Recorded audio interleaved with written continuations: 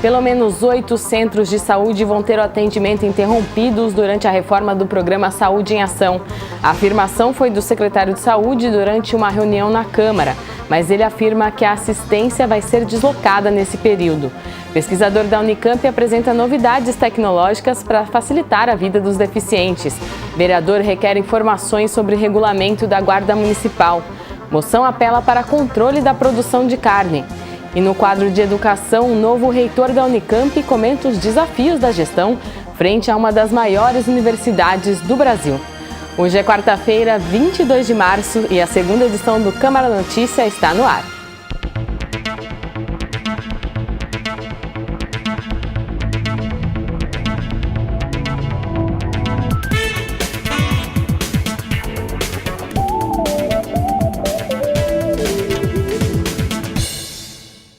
O secretário de Saúde veio à Câmara nesta terça-feira para explicar o cronograma do programa Saúde em Ação.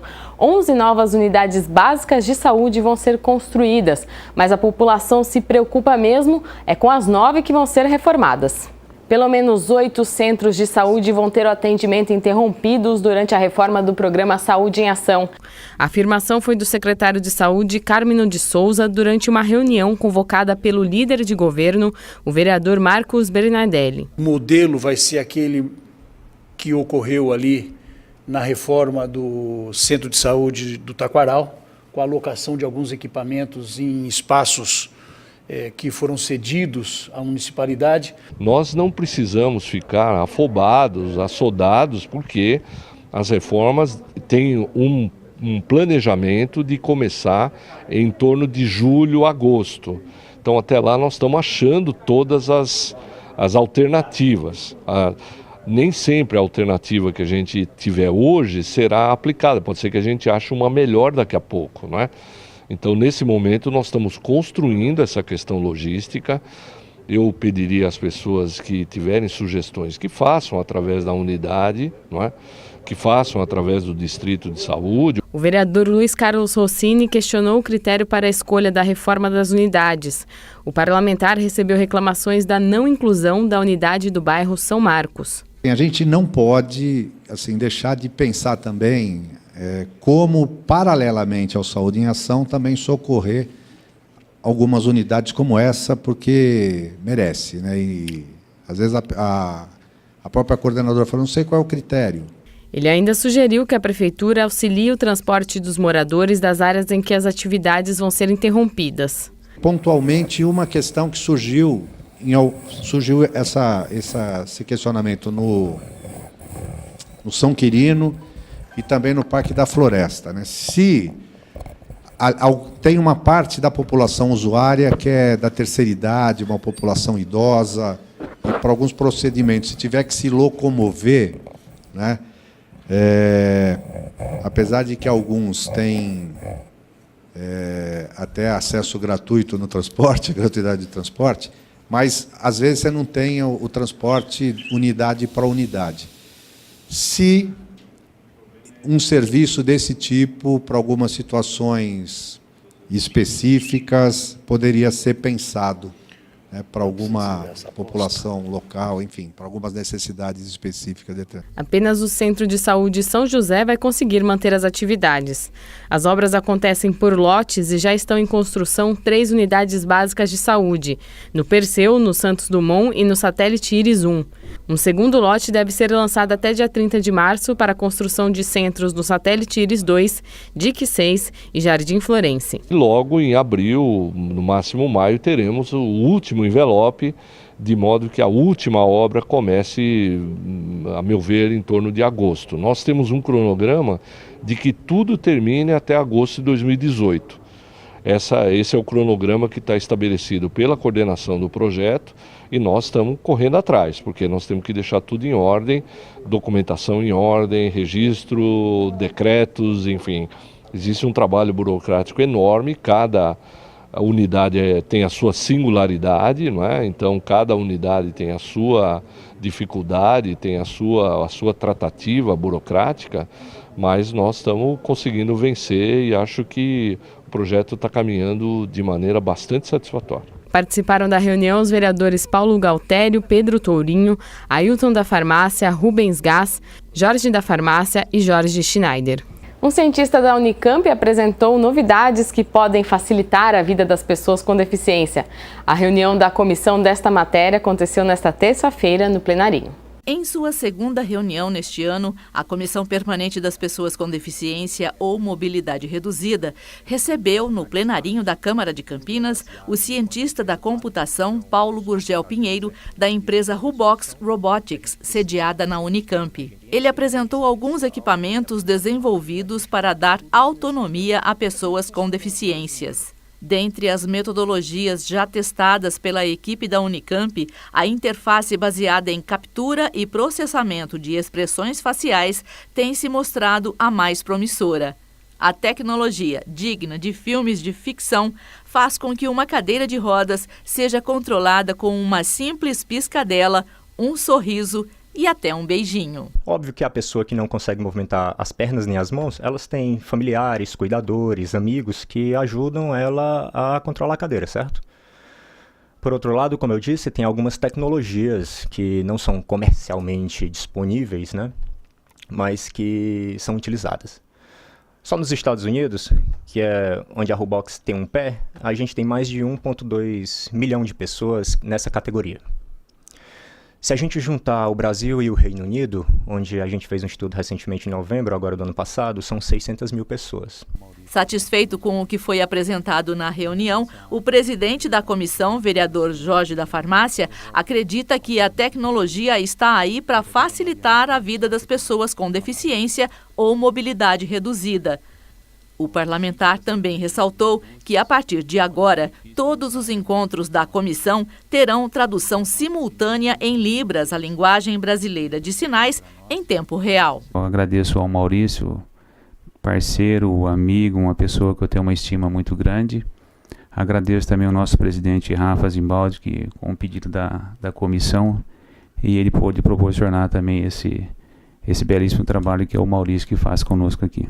Além do vereador Jorge da Farmácia, que é o presidente, a Comissão Permanente das Pessoas com Deficiência ou Mobilidade Reduzida tem como membros os vereadores Pedro Tourinho, do PT, professor Alberto, do PR, Rubens Gás, do PSC e Mariana Conte, do PSOL. E os interessados na cadeira de rodas podem entrar em contato com o pesquisador. Ele vai disponibilizar 70 protótipos pelo telefone que está aí na sua tela, 98271-2870. E um requerimento aprovado na Câmara pede informações sobre normas para processo disciplinar na Guarda Municipal. O requerimento do vereador Tenente Santini, do PSD, pede informação da Prefeitura sobre estudos, projetos, conversas iniciais, entre outros, sobre a criação de um regulamento disciplinar da Guarda Municipal de Campinas. O vereador fala dos objetivos do documento. Qual que é o tipo de legislação que ampara o regimento disciplinar dos guardas municipais? A ideia, se caso não exista, é criar um regulamento pré-estabelecido para ficar mais fácil a fiscalização, a cobrança e a defesa dos guardas. Ele é punido por uma coisa, um é punido com um dia, outro é punido com expulsão, pelo mesmo fato. Então a ideia é, se tiver um regulamento pré-definido bem elaborado, nós conseguimos defender esse servidor. O parlamentar adianta que a ideia é criar uma comissão que possa formatar essa legislação. A ideia é fazer uma comissão junto com os guardas, uma comissão de estudo, para delimitar o que vai ser útil junto com a Secretaria de Justiça da Prefeitura, para ser uma maneira correta, uma maneira equilibrada, que seja bom para o governo, para o município e seja bom para os funcionários também.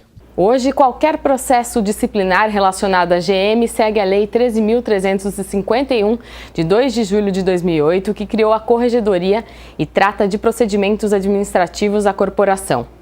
Operação Carne Fraca, uma moção aprovada na Câmara, apela para que as autoridades investiguem e penalizem os culpados e também controle melhor a produção de carne no país. Na 13ª sessão, a Câmara aprovou uma moção de protesto de autoria do vereador Jorge Schneider sobre a adulteração de carnes. Recentemente, uma operação da Polícia Federal chamada Carne Fraca apontou que funcionários do Ministério da Agricultura teriam recebido propina para liberar carne para venda sem passar pela fiscalização.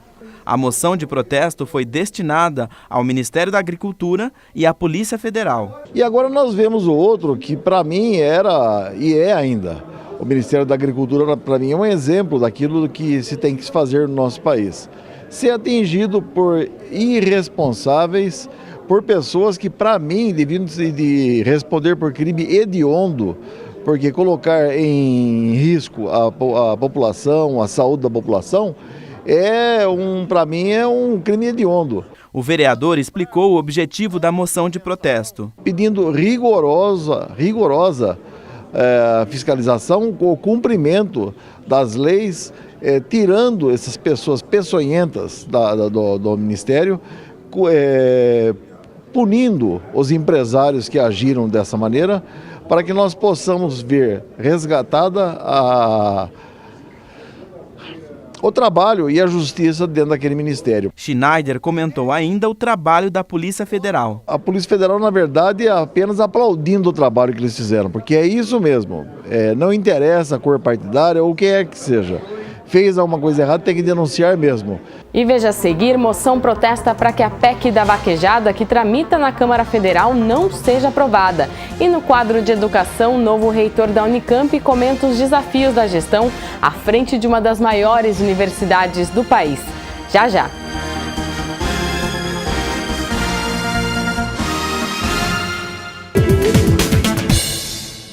E o Departamento Intersindical de Estatística e Estudos Socioeconômicos, junto com as centrais sindicais, realizaram hoje no plenário da Câmara a 13ª jornada de debate.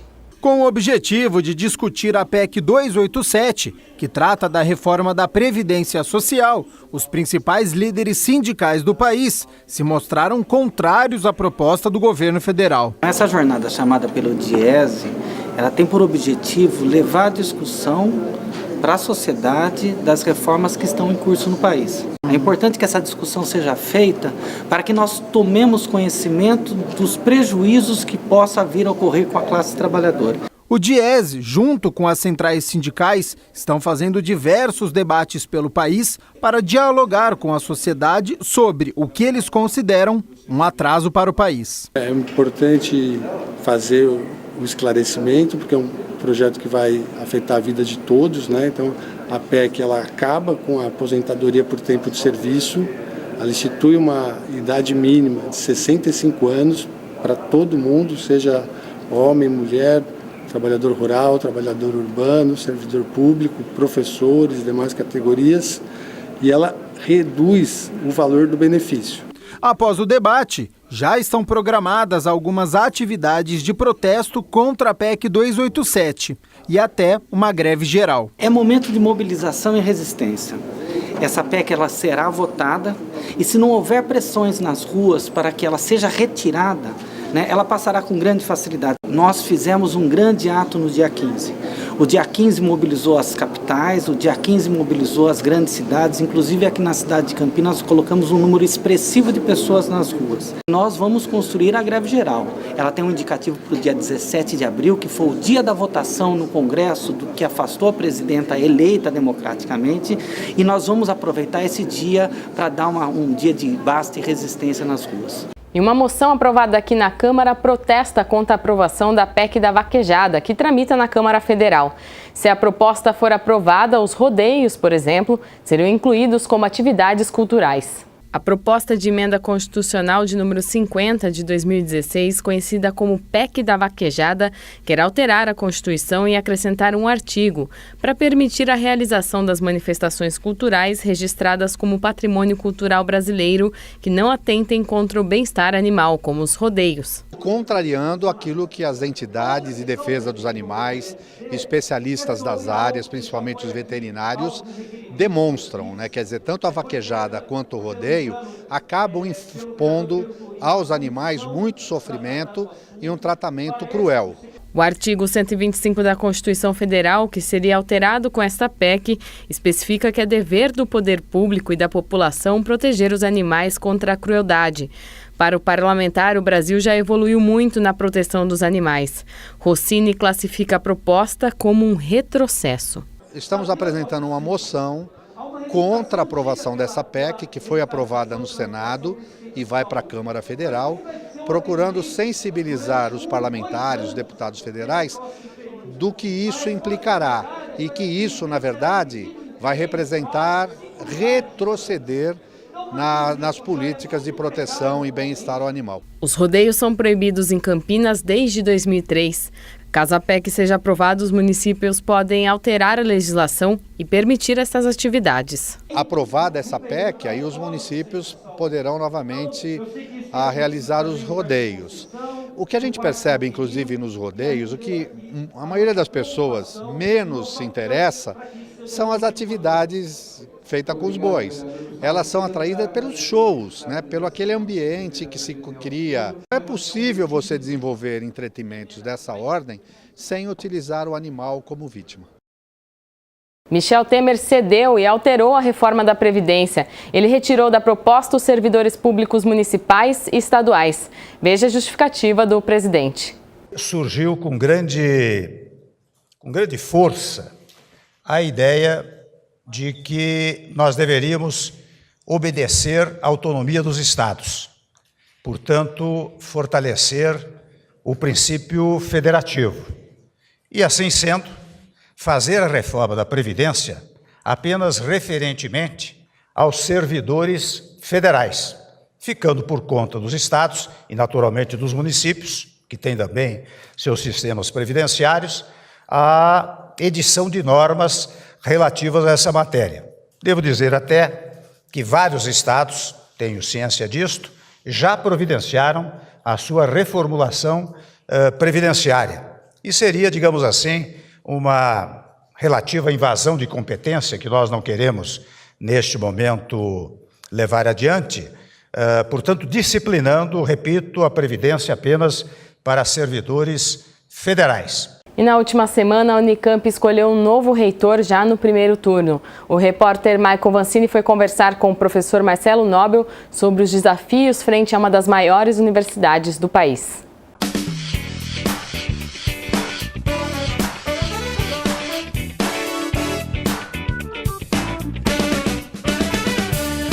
O físico Marcelo Nobel, de 48 anos, foi escolhido por alunos, docentes e funcionários para ser o novo reitor da Unicamp. Ele obteve 52,63% dos votos. Agora o resultado segue para o Conselho Universitário. O novo reitor falou sobre os planos para o novo mandato. A gente tem aí uma perspectiva importante de crescimento da Unicamp, de renovação. Temos uma dificuldade financeira importante dentro da universidade. E a gente vai precisar lidar com uma série de questões no que se refere à gestão e, naturalmente, com a institucionalidade, com várias questões que estão aí rondando a universidade que a gente precisa colocar de maneira clara. Em particular, vamos aí trabalhar com muita transparência, seriedade, tranquilidade, para a gente mostrar para a sociedade a importância de uma universidade pública como a Unicamp. Marcelo Nobel destacou as futuras ações que ele acha mais importante na universidade. A gente está realmente querendo criar um portal da transparência aqui para a Unicamp que tenha todas as contas. A gente precisa realmente mostrar, fazer um trabalho de comunicação importante, mostrar para a sociedade o que a Unicamp de fato faz, quais que são os benefícios de uma universidade pública, gratuita, de qualidade, não só para a cidade de Campinas, mas também para o estado de São Paulo e para o Brasil como um todo. Fazer uma série de questões relacionadas à gestão para equacionar a questão financeira que a gente está vivendo hoje em dia, que está bastante crítica. Então temos aí diversas questões no que se refere a melhorar as despesas, otimizar o recurso que a sociedade nos repassa e, ao mesmo tempo, buscar, principalmente do estado de São Paulo, mais recursos para financiar a área de saúde e tantas outras atividades da universidade. O novo reitor também se posicionou diante das atuais mudanças, como a reforma do ensino médio e do Enem. A Unicamp é uma protagonista na área de educação superior e todas as mudanças, sejam elas consideradas positivas ou negativas, têm que ser discutidas aqui dentro. Então a universidade precisa atuar, se posicionar criticamente, discutir qual é o impacto dessas mudanças, não só para o próprio Unicamp, mas também para o ensino superior como um todo, para o Brasil como um todo. Então, todo tipo de projeto e mudança será estudado, verificado e eventualmente, faremos mudanças para adaptar não só o nosso vestibular, o Programa de Formação Interdisciplinar Superior, o Profis, e tantas outras ações que a gente tem na universidade. E para fechar a entrevista, Marcelo defendeu que a Unicamp tem que estar mais próxima da sociedade. Nós muitas vezes nos voltamos muito para o nosso próprio umbigo, para nossas próprias questões, mas não podemos esquecer que é a sociedade que financia a Unicamp e outras universidades públicas, e a gente precisa estar cada vez mais próximo, cada vez mostrar mais o nosso trabalho, atuar mais próximo à comunidade e principalmente aqui no que se refere à cidade de Campinas, à região metropolitana e todas as ações que são ali concentradas. Então vamos fazer um trabalho aí muito, muito próximo à prefeitura, às prefeituras da região, para a gente poder realmente ter aí uma renovação na maneira de atuar da universidade pública. Esta edição fica por aqui, a gente volta amanhã ao vivo, 12:30, já com o resultado da 14ª reunião ordinária. Tchau!